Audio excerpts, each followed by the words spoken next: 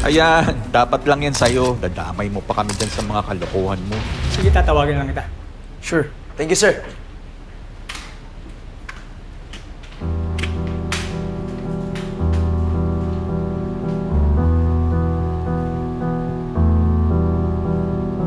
Wala kang kwentang anak! Pagkatapos ng mga sakripisyong binigay ko sa'yo! Kanino pa ba ako magmamana? Ikaw nagturo sa akin maging ganto. Tita Sylvia.